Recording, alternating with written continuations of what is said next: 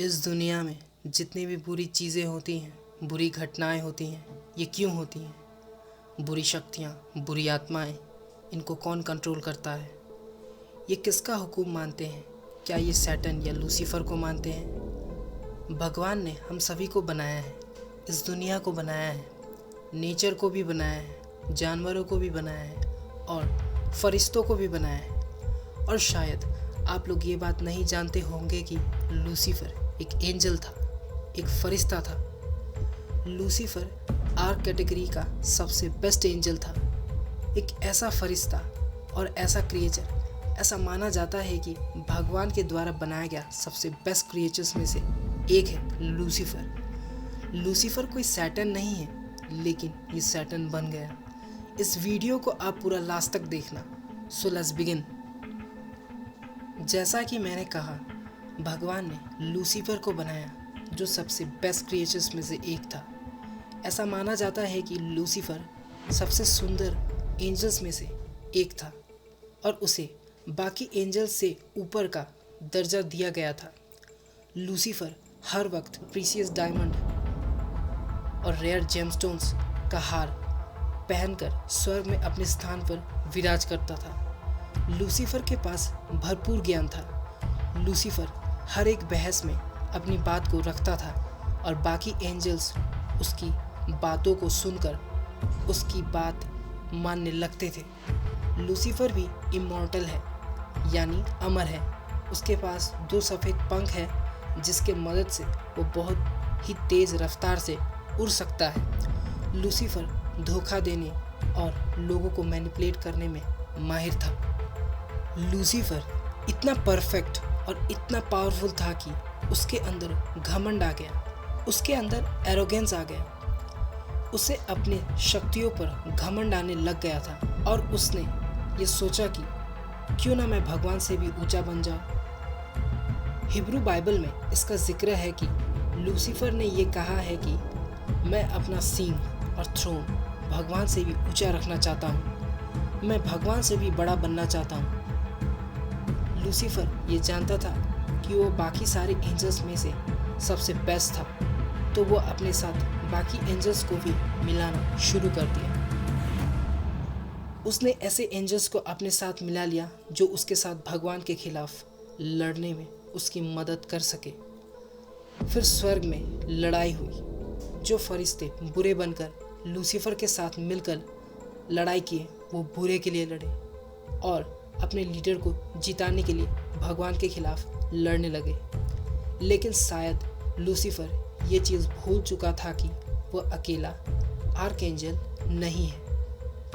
Michael name का एक और फरिश्ता था या एक और एंजल था जो भगवान और लूसीफर के बीच में खड़ा हो गया।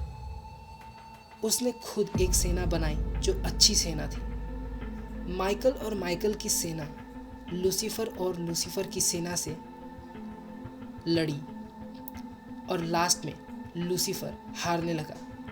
भगवान इस लड़ाई में इन्वॉल्व भी नहीं हुए थे, उसके बावजूद भी लूसीफर हारने लगा था।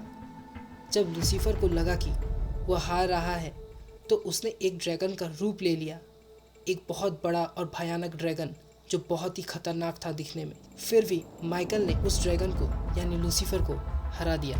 उन सभी को स्वर्ग से बाहर निकाल दिया गया, उनको स्वर्ग से नीचे फेंक दिया गया और इसीलिए उनका नेम पड़ा फॉलन एंजल और इसीलिए लूसीफर को फॉलन एंजल कहा जाता है।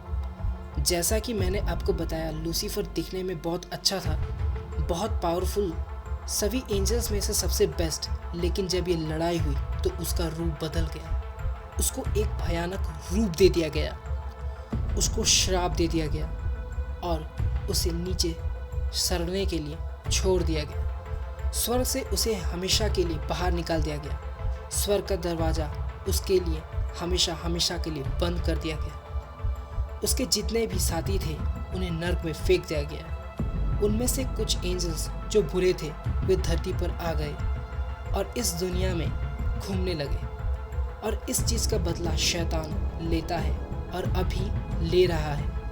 ये लोगों को कहता है कि आप भगवान की पूजा ना करो। यही है लूसीफर, शैतान। शैतान ने तब पड़ा जब वो हार गया माइकल से। इस हार के बाद एक एंजल शैतान में बदल गया और सारी बातें बदल गई।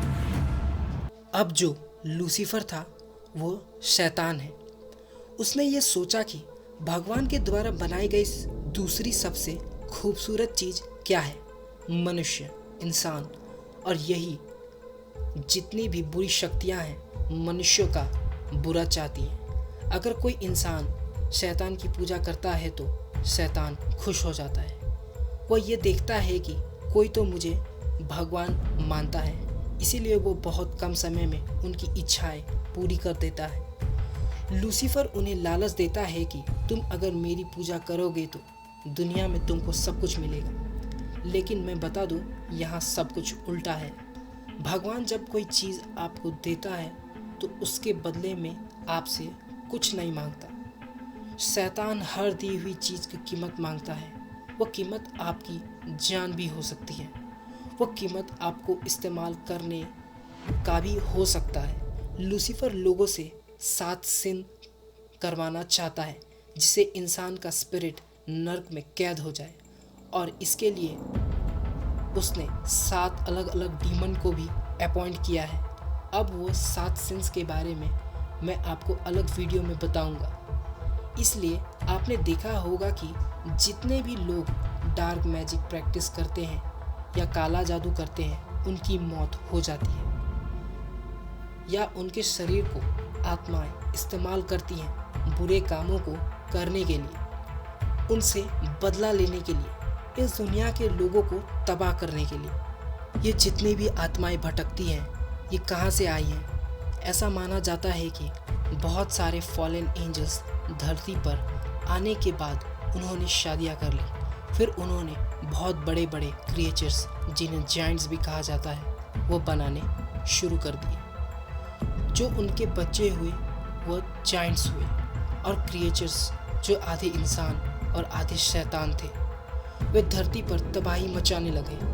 और इन सभी को ख़त्म करने के लिए भगवान ने एक बाढ़ को लाया, और बाढ़ में ऐसे सारे क्रिएचर्स ख़त्म हो गए जिसको भगवान ने नहीं बनाया था, जो भगवान इन्हें इस पृथ्वी पर नहीं चाहते थे। वे अच्छे नहीं थे, वे बुरे थे। वो इस पृथ्वी को बर्बाद कर रहे थे। वे इस दुनिया के लॉज के खिलाफ जा रहे थे, और जो शैतान मारे गए उनकी आत्माएं इस पृथ्वी पर घूमती हैं। वही बुरी शक्तियां हैं, और ये बुरी शक्तियों की शुरुआत इन्हीं से हुई थी। यही थी द फॉलन एंजल की कहानी, जो भगवान की बनाई सबसे खूबसूरत क्रिएचर्स में से एक थी।